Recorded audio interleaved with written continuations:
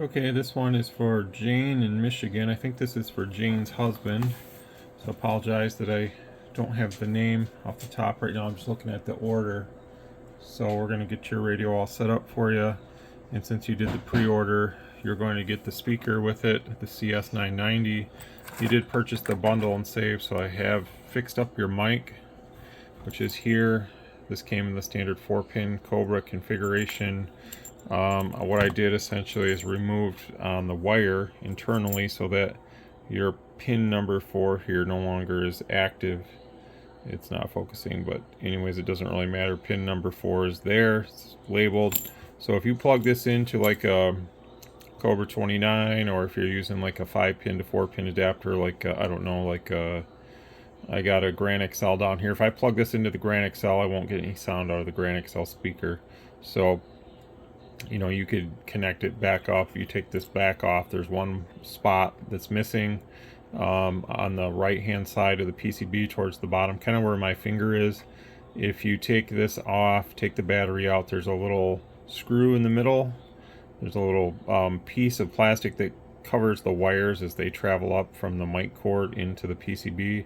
There's a little blue one in there. You just have to remove the heat shrink, and you can tin that with some solder back on the plug if you ever decide to use it for a standard 4-pin mic. But if you have 10-meter radios of any variety that are 4-pin, or even ones that have a 6-pin plug on them or something, you can use an adapter and this will work fine, because you don't need a RX wire on a 10-meter radio. So that's done, that's taken care of. That's part of the bundle and save that you did. They're getting the free speaker for the appreciation and the support and the patience on the pre-order here. So again, this is your serial number here. They will be sequential as I go through them. So, you know, they come in boxes of 5, and I may grab a box here and there that may not be as sequential as this, but you know, I think we started at 6, so I did 6 and 7. This is 8, so I'm assuming the next one in the box will be 9, and the next one will be 10, and then that box is gone. So that's kind of how they go. You can see the serial number 24 designates, I believe, that it was made in 2024. I'm assuming that's what that means. I can only guess. So to carry on with the alignment here, I've already done the FM deviation, so you're going to be set at about 4 kilohertz. I'm just going to cover kind of the basis here. We're just going to do AM mod really quick. So we'll set that up and get that taken care of. I forgot to show the receiver on the last one, but the receiver is always good on these, so it's not a big deal if I forget to show it. But the depth is kind of low right now, so this is the 1 watt carrier, so we're gonna kind of bring that up to about 95%.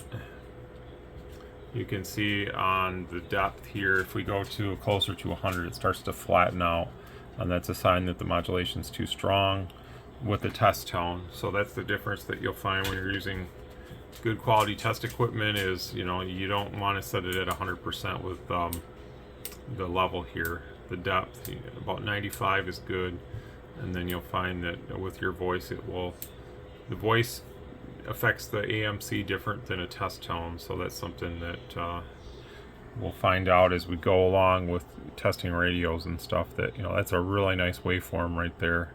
So that's nothing to really slouch at.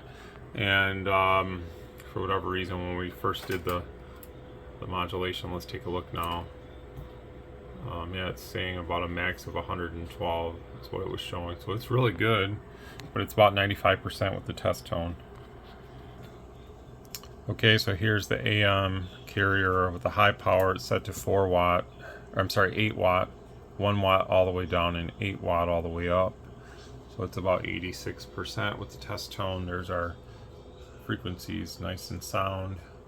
All the same things are done to all the radios, so you see one video, you've seen them all, kind of thing. So more than likely I won't be doing personalized videos for everybody, but in the beginning here, since they were pre-ordered and, you know, they were willing to trust in me and wait upon getting the radio, then they're getting a video. So I'm gonna show my appreciation by giving that free speaker. It's something's better than nothing. You know, it's not always about money and full profit. You know, if I can give something back, I will. I just got those speakers in too. It was kind of my plan with the pre-orders, is to give some of those away. So there's your modulation, and there's how it looks there. It looks really nice on AM as well, high power. Okay, here's after the alignment on the two tones, so it's nice and round. Looks really nice.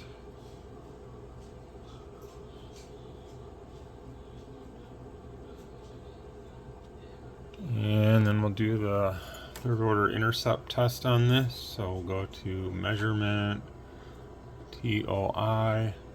So that's about where they're all coming in, about 24, which if you look up that spec and we're adding 6 to it, it's about 30. That's really good for these kind of radios, like outstanding. So, you know, really happy with that.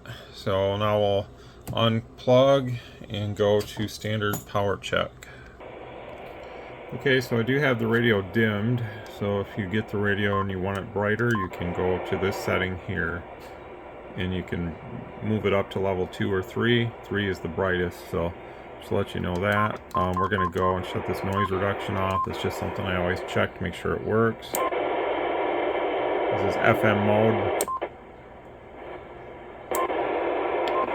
I'm going to leave that off.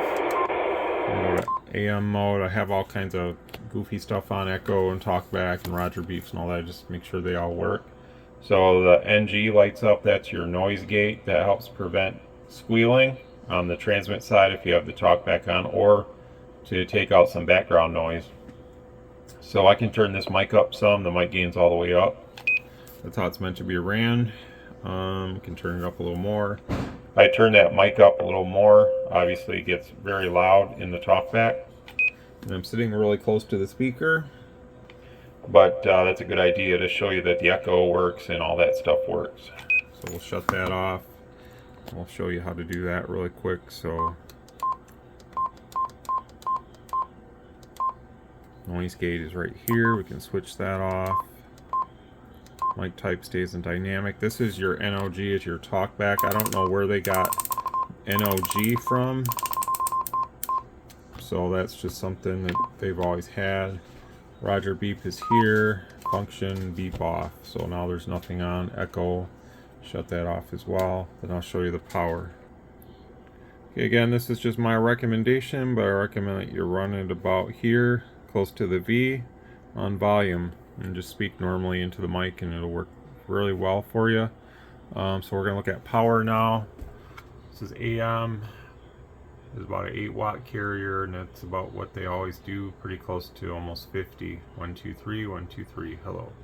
Okay, all the way down can be about a 1-watt carrier, and then it's going to kind of swing, like I say, all over the place kind of thing. So you go about 2.5 watts, it'll get a little more steady. So let's try that really quick.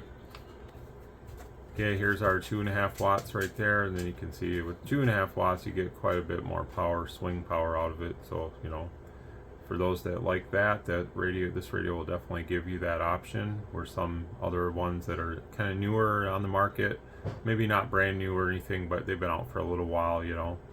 Some guys say that they lack on AM. Well, this radio definitely does not. So it's a performer for sure. So now we'll go to sideband.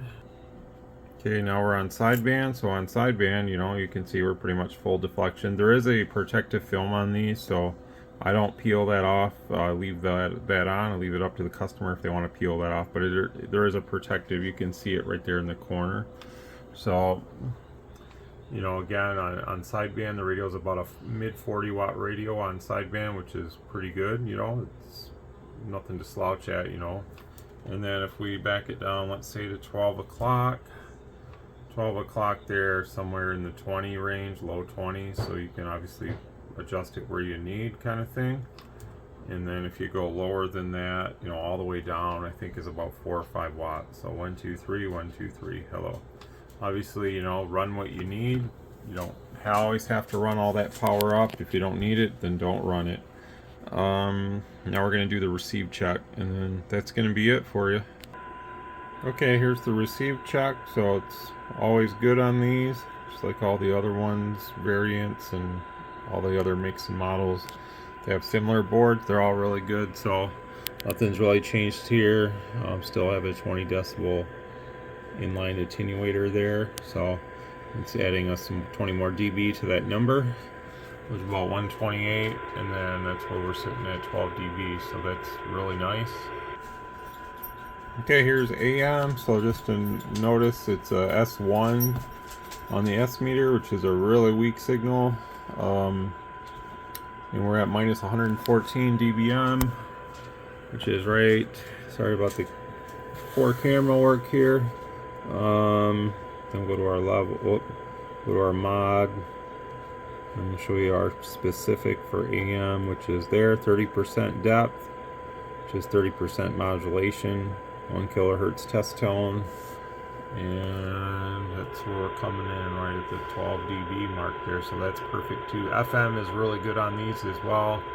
Kind of going to skip that part, but FM is better than AM on sensitivity, so same with FM power on this radio. Although the radio does more power on AM, you're probably going to find that range-wise, that 36 watts that it's doing will get you farther on FM than what you'll get on AM for local communication. That's a more strong, constant power level. The deviation level is good on this radio, so it's going to talk really good on FM as well. So I recommend using FM over AM for more clear local comms and stuff. And you can run CTCSS, I believe, on this radio too. So yes, you can. You have to reference the manual for the actual offset number for these, numbers here. It doesn't show you on the display, so you have to reference your manual if you want to run CTCSS. Now that's up to you. For FM, that's basically like a tone squelch system that'll get rid of all the other background noise or anybody on AM or sideband or anything like that. Now keep in mind, running on a channel that's very active would be very much not desired by the people that are already there, so try to pick a clear frequency if you're going to do that anyways, but sometimes it's difficult with all the propagation to find a clear frequency, but most cases you can. Again, this radio has the full programming that I do, which will take you all the way up. Everything is there, so she's good to go, and I'm going to get it ready to send off to you. So again, you're going to get your free speaker, and then I have your mic all set to go here, and I sure do appreciate your support and your patience and your pre-order. So don't be afraid to do those pre-orders. In the future, they're there for a reason, and there's always going to be probably little perks. Right now there's a pre-order on the Washington, and I sent out an email to some of my customers through my website, so if you get that email, that offer is there for the pre-order only. Once the pre-orders are gone, that offer will not remain. So this radio is now listed on the website. There won't be a free speaker option anymore, so any orders that are purchased going forward, there's always going to be an option to add the mic, but the speaker option is only for the pre-order. So it's a little perk. I didn't mention it during the pre-order. Don't know if that would have swayed very many to really do it, but there could be something always there later, so you never really know. Pre-orders are a good thing. If you want something and you're willing to pay ahead, just know that I'll always come through. I don't put these things on there for no reason. It's one of those things where there could be a limited amount of radios that I'm getting or something, and I try to pre-order them so everybody can get one based on the number that I get. I understand with new radios and stuff, sometimes people want to wait, but someone just asked me today about the Washington, and my thoughts on that are going to be, it's probably the same radio as a George 2 with some added features and some cooling when they come out with the vents on the back that you can put on, or I'm not sure how President in America is going to want it to work, but it has some fans that can go on the back. If it works like the George 2 and just gives you a little bit more power, I think it's going to be outstanding. So I really like the George 2. I really like the George FCC. I don't know what's going to happen with those two models. I feel like they're going to kind of go in the toilet as far as sales are, based on what the Washington's going to provide. So that's kind of a question that I don't know why they didn't maybe just come out with one first and not the others, but they did what they did, and they've had a lot of success with all of the George variants throughout the world. So the FCC's done well for me. And I'm sure guys in Europe sold a lot of George 2s as well. So I'm not saying that they're bad radios, because ideally they're not. But when you have a new model coming out that's based off the same platform that's going to give you more power and more features, I think it goes without saying that probably most won't go for the other options anymore. So with that, we're going to get this one ready to send off. Thanks a lot, Jane. And I'm sorry I can't remember your husband's name. I'd have to try to find your email, which is probably going to be buried in hundreds of other ones from back in early part of this year.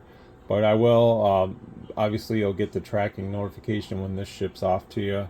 That'll be sent directly to your email that was supplied with your order. And hope you enjoy it. 73.